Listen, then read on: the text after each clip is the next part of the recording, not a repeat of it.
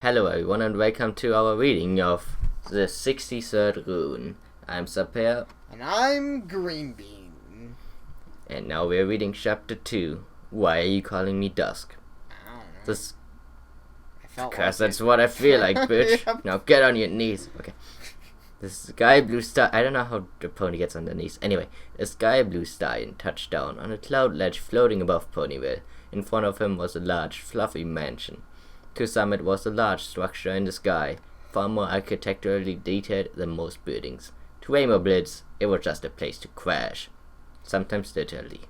You know, I remember we read a story about the housing standard people. They must have a heck of a time with Rainbow Dash's house. Like, It just keeps moving. I know. You can't destroy it. Exactly, it's made of clouds, it just keeps moving. You can't really destroy it, it's over Ponyville, but it's large and probably obstructing to people's views, occasionally. Probably. But they just have to pay. Maybe that's how she makes money. They have to pay her so she moves her house. She's a housing mafia. I see. That explains everything. Fighting the Apple Mafia. Yeah. On this day, however, he wasn't there to lounge around or sleep. He needed to pack his things and leave. The trip to Canterlot would be long, difficult, and not have nearly enough nap time. It would all be worth it in the end. Since, as much as he was enjoying the attention because of his new masculine body, Blitz wanted to be Dash again. He entered the Sky Manor, surveying his surroundings. Even now he noticed changes within his house. The living room was slightly messier than he was comfortable with. Empty food packaging littered the coffee table, while magazines laid casually on the floor. Blitz picked... You know, maybe he's been mugged. Like, who knows? Maybe a crazed fan broke into his house while he was away. I imagine it's pretty easy for a fellow Pegasus to break into your house, to be fair. Then they just threw food packaging everywhere. Well, yeah, they wanted to find, I don't know, actually. Isn't that what crazed fans do? They're like, I'm gonna eat all your food, because it's yours. Sounds reasonable to me. No, I gotta point out that very sexist. Just because he's male, he's also messy. And covered in bitches. But that's not sexist, that's a reality. Yeah, alright. It's fair. Blitz picked one up, looked at the page it was on, then promptly put it down and felt his cheeks go hot. The house wasn't outside. Good old play pony. Which someone who's covered in bitches doesn't need. Well, yeah. As I said, fans, they put it there. So wait, he broke in, ate all his food, threw it around, and then like brought in a few sandwiches, yes. A few magazines and threw them around too. Exactly. The fan wanted to prove a point. Maybe the fan was in that magazine. Yeah, see, there you go. We're finding logical explanations for everything. The house wasn't outside, and Blitz was a little ashamed that this is how he lived. There wasn't enough time to dwell on his altered home life, however, so he disregarded the mess and walked up the stairs to the second floor.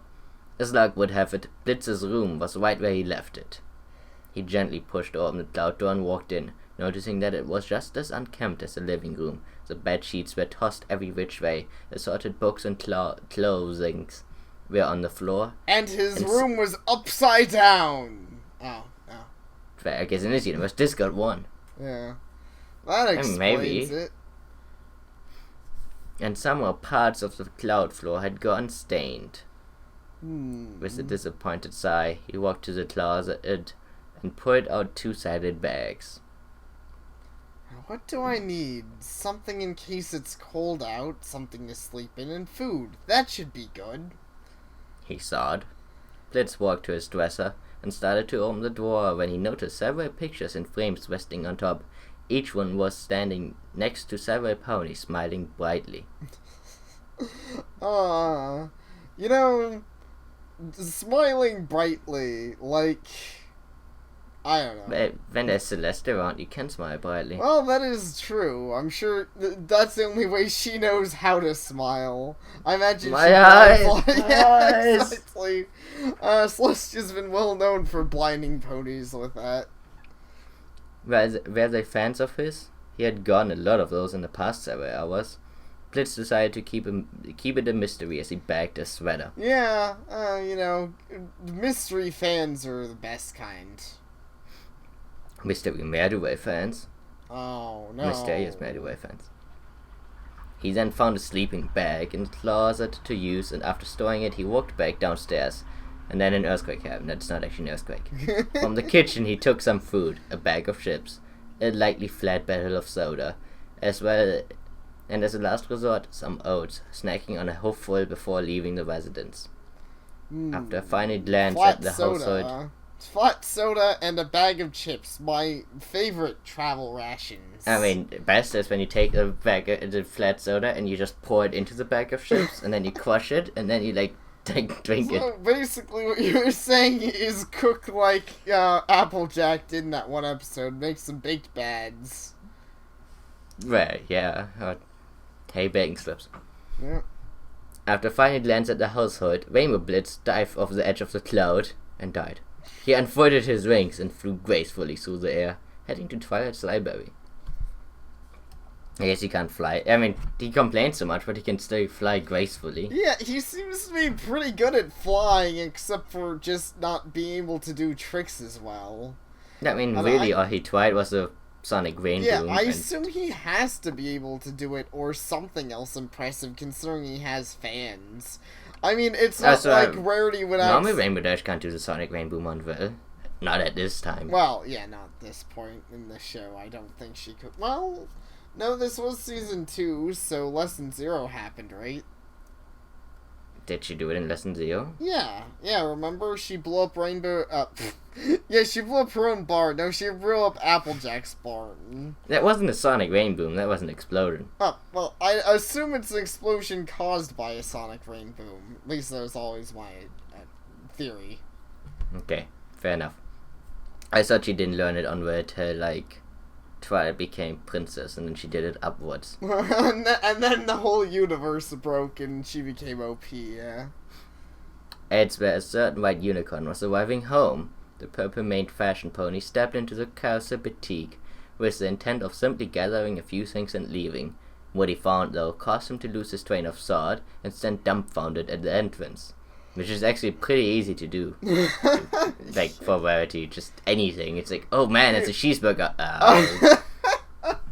I imagine she could just see, a speck of dust and be like, oh my gosh, my brain died. Beautiful dresses had been replaced by gorgeous suits in all shapes and styles. Rarity walked to the closest one. I keep trying to say clauses. Closest one and scrutinized the design. It was a dark, pinstripe suit with glossy buttons on the front. There was a matching pattern tie to go along with it. The stitching could do with some improvement, and the buttons seemed a tad too high. He circled around with a critical eye, looking for any imperfection or tailoring error.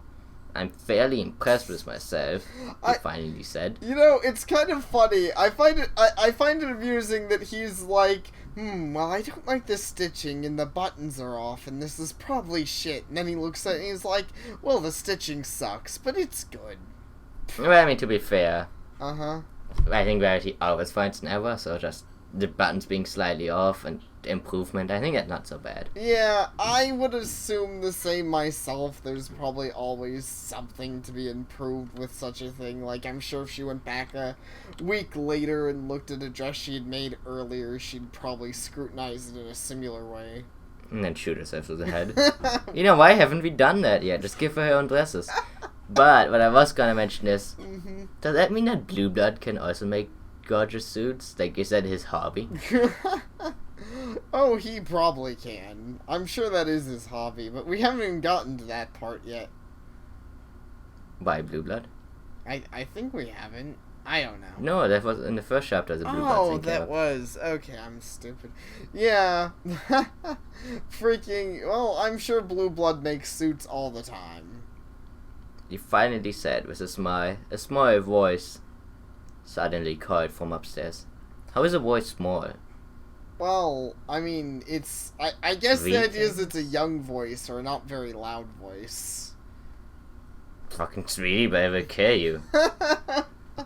Elusive, is that you?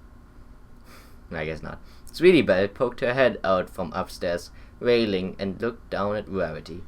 Oh, it's you! I've been waiting for you to come back, so I can terminate you. Oh no, it's both Tracozord and Sweetie Bot. Yep. She started, but was interrupted by a very agitated-sounding opalescence driving at her hair. Ow! Get off! The frustrated feline caused Sweetie Belle to lose her balance and tumbled downstairs. Oh my goodness, Sweetie Belle, Rarity said, watching in fear as his sister rolled down the stairs. Now that... No, that is a mistake. Yeah, that's a mistake, you're right. That could use an ED maybe, or maybe a S, I don't know. Rolls a bunch down of the things. Stairs. Yeah. Well, I mean, it could be watching in fear as his sister rolled down the stairs. Yeah. Or at his sister rolling down the stairs. Right, but yeah, roll down the stairs, I'm pretty sure it's not right English. Because I'm clearly good at that. Right, proper English what. As Sweetie Belle came to a stop at the foot of the steps, Opal walked over to Elusive and rubbed his front leg, purring. Dear, are you alright? Rarity asked. Yeah. Is she asking... It's sad when I don't know if she's asking Sweetie Belle or Opalescent. She's clearly asking Sweetie Belle. I'm not sure with Rarity. Yeah, Elusive, I'm fine. Sweetie Belle rarely got up and shook herself off. Elusive? Is that what I'm called now? Rarity thought. Sweetie Belle's next sentence solidified this fact. Elusive, is it okay if Scootaloo and Applebloom stay over tonight? We have crusading to do. God, that was. Anyway, don't you find it strange that she would call her by name? It by name. Like twice in a row. Like, yeah, Green Bean, I'm alright. Green Bean, is it okay if we can record something today? Yeah, I suppose that's fair. Sweetie Belle doesn't exactly have these pauses, written by text. But I'd say it's not too terrible, because with the reading it doesn't sound too bad. But you're right, like, actual dialogue-wise, it's a little odd. Yeah. She asked, trying to look as adorable as she could. Wait, is that... Sweetie Belle, what do you do for Elusive exactly? Well, she does what she does for Rarity normally, look adorable. Does she do that? I don't remember her doing that. Yeah, she's certainly done that before. Don't ever see that walking on Rarity. Well, I certainly can't decline a request to a face like that, Elusive replied, lightly rubbing his hoofs through Sweetie Belle's mane. See? It worked fine. When a pony touches... I don't know. Oh, yes! Thank you, thank you! Sweetie Belle shit, hopping in place. I just need you to do one thing for me, okay? Anything for you, big brother! I have very important business in Canterlot that I need to attend to, and while I'm gone, I need some pony to take care of my boutique while I'm away. Do you feel responsible enough for that? 8-year-old girl or whatever you are. I know, seriously, I was like, are you sure you're okay with leaving Sweetie Belle in charge of this? You sure you shouldn't put Opalescence in charge? Yeah. She can protect your diamonds when they get stolen. Exactly, she can be a badass. Elusive asked, walking around Sweetie Belle. I think I can. Do I have to sell anything? No, Elusive said, slightly louder than he had intended. It was just that he had remembered the last time Sweetie Belle tried to help with anything in the shop, leading to one of the largest messes he had the displeasure of dealing with. No, you just need to stay here and watch over everything. I leave a sign saying that the shop is currently closed, that my little sister is at home alone. How does that sound? I can do that. I totally won't burn every single one of your suits while you're gone. Sweetie Belle replied happily, then trotted back up the stairs, disappearing onto the second floor of the boutique. I guess she doesn't need any instructions or anything. She's just like, I'm gonna go play World of Warcraft. Fuck you, bitch. Yeah, exactly. I'm just gonna go play by myself now, Rarity. Later, I'm gonna literally disappear upstairs forever. Never to be seen again. Never to be heard of ever from again. Now that the shop is taken care of, I can probably go pack. Elusive thought, retrieving saddlebags from the storeroom. How would he ever choose a proper suit for this occasion? He could have asked your parents. Wait, he could have what? To look over the boutique? Oh yeah, you're right. He could have asked his parents. I don't know why Elusive didn't I still don't know why he's leaving his little sister alone. That's so weird. Like, hey, Sweetie Belle, can you watch over the boutique? This is a cat that almost killed her. Yeah, exactly. Jeez. Rarity is really a horrible person. Horrible guy or woman. Yeah. Meanwhile, at the local Upper Orchard, not Orchard, another pony was facing a much more important issue. Apples. Yes, the most important issue of all. What will the apple mafia take over next? The library, probably. Applejack trotted down the path that led into Sweet Apple Acres, passing the small vine ladder archway and the water well. Great, now you gave me this idea of someone should make a game where you play in Ponyville and each of the ponies has their own mafia. You have the Zoo Mafia from Fluttershy and Apple Mafia, the Weather Mafia, I don't know, the fucking Magic Mafia, I don't know, something. Bookworm Mafia. And you gotta pay the money, otherwise they're gonna destroy your life. Each of them. Yeah, it'll be just like The Godfather. Or, well, the Mafia, except with ponies. As he walked, it occurred to him just how long he had been gone. I should probably check on Apple Bloom and Big Macintosh. He thought, passing the old barn. All he needed to do was tell Macintosh that he needed to go to Canterlot with Twilight and settle an issue with the princess. It wouldn't take long. She knows how to settle some issues with the princess. Alright. I think I'll let you be Big Mac and I'll be Apple Bloom if that's okay. Sure. Howdy, Applejack! Apple Bloom cried, exiting the house. She was wearing her Cutie Mark Crusader cape and had a saddlebag on. Well, hey there, Apple Bloom. What you up to? Applejack replied, silently thanking Celestia that his name was unchanged. I guess she really likes that name. Well, it has to have apple in the name, right? Apple guy. Apple man. Apple man. That is amazing. I like it. I was going to go to Sweetie Belle's to do some crusading. Is that even worse? Not only is she leaving the boutique alone, but with all three CMC. Yeah, I think that would be even worse. I don't really know why she would, why did she send her over, Big Mac or anyone?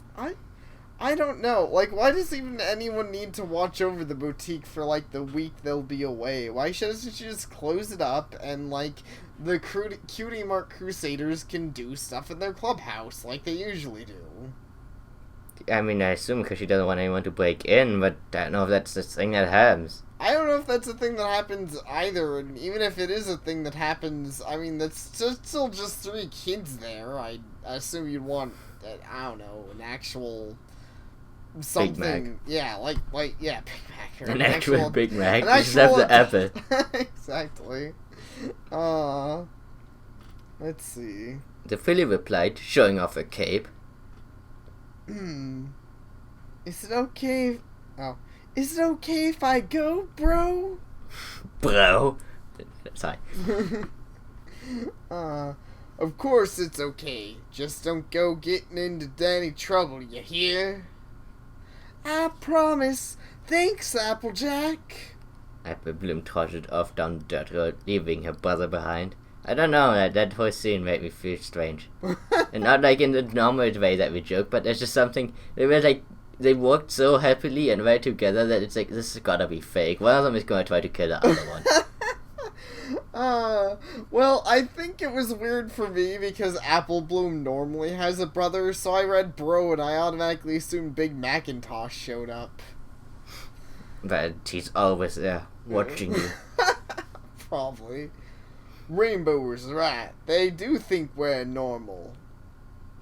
Applejack said to himself, watching his sister disappear at the outskirts of the farm. What ain't normal about ya? A deep voice came. Applejack looked back at the house and saw Big Macintosh standing in the entrance. His signature sprig of wheat hung from his mouth. You know, I think you did say wheat, but I heard weed and I was like, whoa, jeez. I didn't realize it was that kind of story. Well, I mean, that's probably how Big Mac and Spike are gonna hang out. Oh, that makes sense. With the CFC. Yeah, it's their normal ritual. Oh, jeez, this just gets worse. I'm just fine. It was nothing. Applejack said, nervously. Yeah, sure. The Crimson Stallion replied, his eyebrows rising slightly in question. When he called him the Crimson Stallion, he sounds like a murderer. The Crimson Stallion. Sounds like an awesome comic book. You were gone awfully long. Well, Mac, something came up with Princess Celestia. She needs like a bajillion apples. And none of them from you, just me. Yeah. Only me. This piqued Big Mac's interest. You see, I have to go to Cantlot and talk to her. I'm going with Twilight. Twilight? Twilight Woo. You know, Twilight Sparkle does all that fancy magic and likes books. You don't sound very, that's insulting to say it like that. I mean, not like, like my best friend. No, like that fancy magic pony. That fancy magic pony that's just such a bookworm. Screw books. If I was making laws, I would burn every book. I mean, that would happen, Jack, but there's a Twilight Woo, which is a new Doctor Who. Yeah. Big Mac cocked his head to the side, clearly confused. You mean Dustshine? He's the only pony I know about around these parts like that. Ah, shoot. They all got new names? This'll be tricky. Jack was trying to think of an explanation for this. Well, yes, I'm going with him, too. Twilight is just a new pony in town is all. You faked a smile. You're terrible at lying. Well, she's supposed to be terrible at lying, to be fair. I know. But it's a terrible at lying. Yep, makes sense. His face was unreadable, so Applejack could only assume that Mac believed him. Y'all need to go, you best... Oh, wait. If you all need to go, you best get your stuff packed. Yep, better. Applejack said, entering the house, and so Big Mac returned to... I forgot his name. Rayburn, which explains why he wasn't so questionable. I see. Yeah, that would be quite the twist. Son Braybird, and somehow he was turned into a female. What a twist. Maybe he was, in the library. What if anyone ever showed up in the library reading books while this stuff happened? That would be funny. That'd be weird, just anyone who enters Twilight's library is suddenly a girl or a dude, depending. Yeah. For the finer Pegasus, for the animal-friendly Pegasus, things weren't going quite as easily. On the outskirts of Ponyville, just past a short patch of woods, sat an earthly cottage. The roof was covered with grass, and if not for the windows and doors, it would have resembled a large boulder. Really? The house looks like that? I never thought it would look like a large boulder, but if you insist, author. Someone doesn't like Fluttershy. I guess She lives on. She's She's pretty much Patrick the Star. Oh, I was thinking a hobbit, but yeah, pretty much. No. She's a hobbit with Patrick the Star. Yeah. No, this is Patrick. Yes. Many birdhouse. Come on! You're just tripping with me now. They're trying to trip you up, man. They're just waiting for it.